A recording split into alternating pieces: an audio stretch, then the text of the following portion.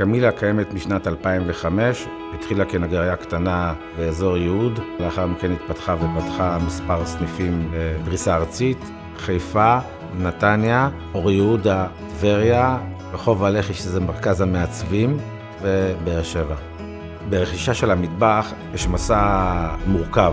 המסע של הלקוח למעשה מתחיל במעצבת, זה דבר מאוד מאוד משמעותי בתהליך הראשוני, מכיוון שהם קובעים כל מבנה המטבח. אני והלקוחות בעצם יוצרים יחד את המטבח. כל תכנון זה תכנון אחר לגמרי, שבאים אליי ומספרים לי מחדש מה הצרכים שלהם במטבח, בין אם המוצר חשמל, לסוג כיור שהוא רוצה, לסוג מוצרי ממש כל הדברים הכי קטנים שיש, אנחנו דואגים לתכנן אישית ללקוח.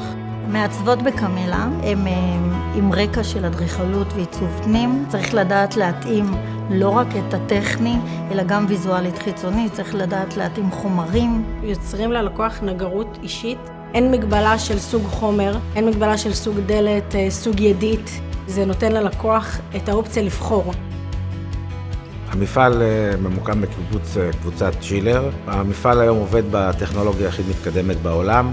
מפעל משוכלל ביותר, נמצא עם המיכון המתקדם ביותר בתחום המטבחים. תהליך העבודה מתבצע דרך מערכות ממוחשבות, מסורי גשר, CNC, שהן מדויקות מאוד בתהליך העבודה, מאפשרות לבצע את העבודה בצורה היעילה ביותר והמדויקת ביותר. אני חושב שאנחנו היום יכולים לעבוד בנפח עבודה מאוד נרחב. אנחנו מסוגלים לייצר כ-200-300 מטבחים בחודש. זה נפח עבודה מאוד גבוה. אבל בסופו של דבר אני חושב שהדבר המרכזי הוא האנשים שיש בתוך הארגון. ההרגשה שלהם שמחויבים לארגון, שאוהבים את הארגון, שמרגישים שזה הבית שלהם. ומתוך זה הם נותנים את השירות הטוב ביותר ללקוח. ללקוח יש חלום מטבח, לנו יש חלום שהמטבח לא יצא מושלם.